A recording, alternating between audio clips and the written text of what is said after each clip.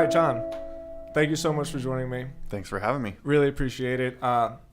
I'm very much looking forward to this conversation, but before we kind of dive right in, I want to start by just sort of introducing you and your position as the alumni coordinator here, and just kind of give a brief introduction to what you do here at JourneyPure and why you're so passionate about it. All right.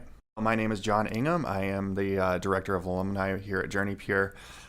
Basically, I work with alumni. I host events. I help coordinate the coaching program that we do here. Mm-hmm. And I'm a person in recovery too. I've been sober since August 3rd of 2014. For that, I'm really grateful. I've got a lot of lived experience. I'm a person living with HIV, living with bipolar, a bunch of different aspects of my life that were affected by addiction and other mental health and other medical illnesses. So what I do here is just, I really just want to help people that have been in the same positions as I have before. Mm-hmm. So that's why I'm here. I'm glad that you started off with that you just want to help people, because as you and I have gotten to know each other pretty well over the last couple of months especially, I've said to you, and there's almost kind of like a running joke inside our circle about just how genuine of a person you are, and like your desire just truly to be able to affect people's lives and be able to help them. I've always kind of been curious, and I think everybody would get a lot of value into like getting some introspective part of where that comes from for you. Like, where does that desire come from? It's not something that you can necessarily fake. Like, deep down inside, you really just want to help people. Where does that come from? So I think a lot of it stems from my experience early on inside of recovery, right? I went to treatment 7 different times, and each time I failed miserably. Actually, this last time getting sober, I didn't go to treatment whatsoever. I just started working a program, and it seemed to grasp on. But what I realized is that, myself and my family were both products of a failed system. Sure. And once I actually got into recovery and it grasped onto me, I realized that there had to be a better way of doing things than what had happened before. I didn't know exactly what that was. My sister, she died from an overdose when she was 28 years old. That's not something that has to happen. My mom recently got sober, which is absolutely amazing that I've been able to see that. But I wonder what the opportunity would have been for both my sister, well, for all three of us, my sister, my mom, and myself, had there been a different system in place inside of this community, right? Sure. So trying to fix that is just something I think we're all trying to work for. Yeah, and I think that for you personally, I think what you just said right there's one little sentence where you said, fixing the system. And the system that you are building inside the alumni program is so important. And I think that the concept of continuing to have a relationship with people after they leave treatment is something that maybe in the past, kind of the whole recovery community has fallen short on. And I know that it's something that like you just work so hard to do. What is it about the constant relationship that you keep with the alumni that gets you going so much? You're so driven to stay connected with the people even after they leave JourneyPure. What is the purpose of that? What do you think the value of that program is? So aftercare programs are not a new thing. It's something that's been around since the 1600s. They had different temperance movements that were going on inside of churches, the church basements, the things that anonymous programs are famous for. Yeah. They had the Washingtonian temperance movement that was going on. In 1938, Alcoholics Anonymous was founded. These are all aftercare programs in essence, and this is all the foundations for the research that's being done today for what we consider today to be an alumni program, right? Sure. We try and stick away from the nomenclature aftercare because it's such a broad and diverse subject, and now we're really narrowing in and using these research-based focuses.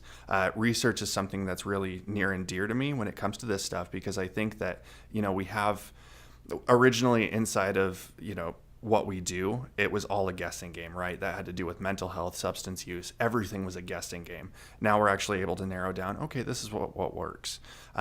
With the 1 year post follow-up from treatment that we do, the research has been there that shows that a person has 70% more of a chance of success if they stay connected through that 1 year. That 1 year and in on. particular. Yeah, right? and then if they stay sober for another 5 years total, their chances go up by about 80% after Wow. that. So, I mean, it's just absolutely unbelievable that if we can keep people connected, if we can just talk to them every week for 1 year, how much their chances actually go up. Because what it shows, I mean, for me, I'm somebody who I really care about the people that I work with.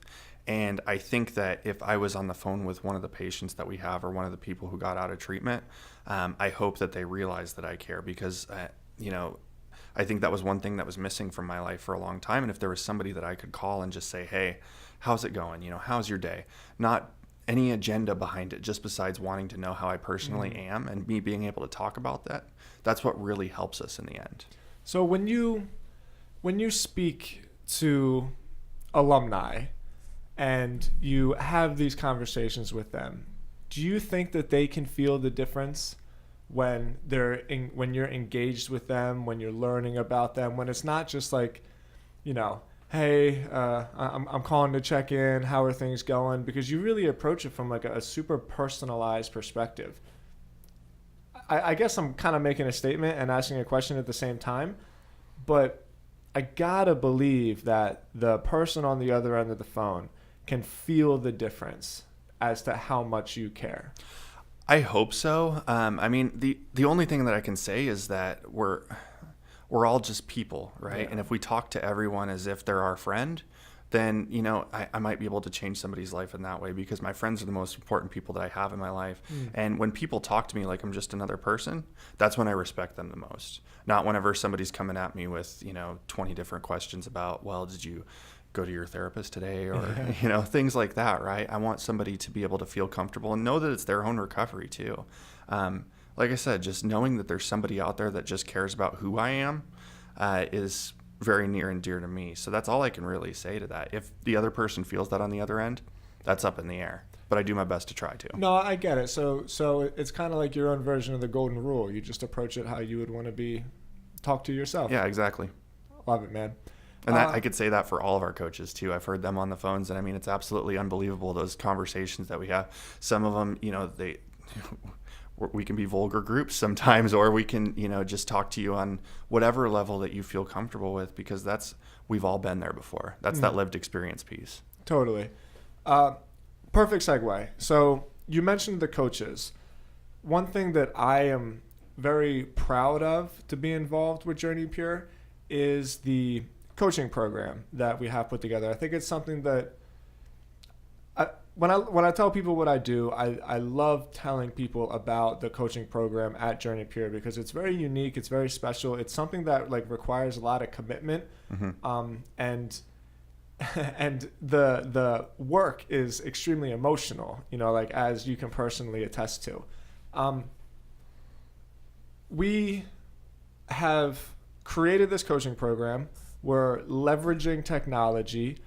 We're collecting outcome data, which is something, again, that maybe as the recovery community as a whole might have kind of fallen short on the last 20 years. Please just give us your insight on what this outcome data is telling us, why it's so important, and how all of our coaches play a role in that. Well, I'm a big person on giving some personal information. Yeah. Sometimes it's too much, sometimes it's not enough, right?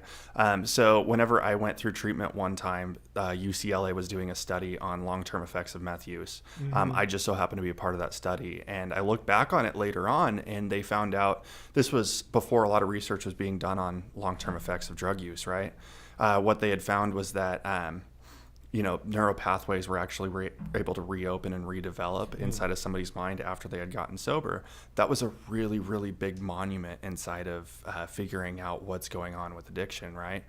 So that's the importance of outcomes, is that we're trying to find what's working, what's not, what in the future could work for specific patients, how we can just develop the community to make it stronger. That's the goal in the end, right? And Totally. The cool thing is about being an alumni inside of that is that if you are being asked these questions and if you're fulfilling your obligation to go through these outcomes, then you're a part of history. I mean, you're actually helping the future generations out, right? Because if we can develop a program that's getting to a place where we're helping 80-90% of the people that walk through our doors 100%, well, not 100% efficiently, but as efficiently as possible, Sure. You were a part of that. You were at the pioneer ground roots of all that. It's really amazing. That is amazing. So, just elaborate on that a little bit more. So, what are some of the specific details that the JourneyPure coaching app does? When somebody hears a coach, if I were on the outside and I hear a coaching, I have pictures of, like a health coach or like maybe a business coach. Is that kind of a fair comparison as to what we do? Are we coaching people on their recovery, or is it a little bit more personal than that? Is it a little bit more like impersonal than that? Kind of give us a little bit more detail. So the way that coaching was described to me, I did it myself for a long time, and there was this acronym that was used, right? We used ARMY, so it was ARME. There was no Y on the end. I don't know why we called it ARMY, but it was. It works. So the first letter is advocate. We're a patient advocate first and foremost, right? So what we do is we ask them, what are your needs? We can either advocate that to their doctors, advocate that to their families, or advocate it to their therapists, or just to ourselves, right? The other one is a resource broker. So we are people who have the lived experience, which I've talked a lot about so far, and we know the resources that are out there. So if somebody's needing something like, maybe they need food stamps, maybe they need unemployment, maybe they just need to figure out how to go to a doctor's office or which doctor to go to, we are the first person that they can call and just say, hey, I don't know exactly where to go. I just found out I have this illness. Can you help me out? We're that resource broker, right? Next thing is a mentor. So someone to look up to. Yeah, and so one of my requirements that is listed on this job description whenever we're hiring is that a person is engaging in self-care. Because I don't think that you can give away what you don't have, right? You have to be taking care of yourself in order to take care of other people. That works on two fronts. Because if you're not taking care of yourself, eventually you're going to get to a place that you're burnt out. Totally agree. Second part of that is that if you're taking care of yourself, you're better able to fill somebody with the information that they need in order to help themselves. You can tell them, this is what I did. This is what works for me. You should try it too. Yeah, and there's something else there where I don't know exactly how to define it, but other people can feel if like the advice that they're being given is worth listening to. Yeah, like I said, I don't know exactly what the definition of that, but if there's somebody that's trying to give me, I don't know, mentorship on an area in my life that I need help with, and I know that like their house is a mess, like I'm probably not going to take what they say seriously. So the fact that is such a prerequisite for our coaches to advocate, mentor, resources, and then there was a last one actually. And so I that's cut you off, exactly. Effective listening. Okay. So whenever I'm calling my friends, one of my biggest things that I absolutely hate, is if they're trying to give me unsolicited advice on something that I don't need. So the first and foremost thing that we do on a phone call is just listen, right? We need to listen and just be that ear for somebody to lay onto. We don't want to be their sponsor. We don't want to be their counselor. We don't want to be any of those things, right? We just want to be that person that they can go to and talk to. And usually 9 times out of 10, whenever I'm working with people can work out their own stuff just by talking through it. They don't need anything else, right? You just need that person that you can go to and just work through the entire situation. You hear it on numerous programs, play the tape through, right? Of course. It's something that works, and there's a reason behind cliches. It's because cliches work, So those are all the different aspects of coaching. Yeah, you almost kind of answered my question, because as you talked about effective listening, in my mind, I was thinking a good follow-up question is like, is that the most important thing that you do? Simply because when you give people like an ear to listen to, in a weird way, we're able to work through our own problems. But you kind of already said it and basically answered my question for me. I guess I want to know, how often do you see that happening, where just the value of being an ear for somebody, of being just an open, non-judgmental listener? Like, how valuable is that? I mean, I think it's unbelievably important for somebody. You know, I don't have problems every single day that I need to have professional help for. I usually just have problems that I need to talk about, or even just something good. I like to be able to talk about something good that happens. I think that one of the most disingenuous things that you can do to somebody is think that you know more than them, right? And being somebody who's listening instead of telling, or speaking to them instead of speaking at them, those are super, super important to be able to show somebody, hey, we're on the same level, right? Because we all are on the same level. Absolutely. I mean, with somebody in recovery, I know that I could be in their shoes the next day and they could be in my shoes the next day. It's such a seesaw, right? And it's a process. So working through it together is really, really amazing.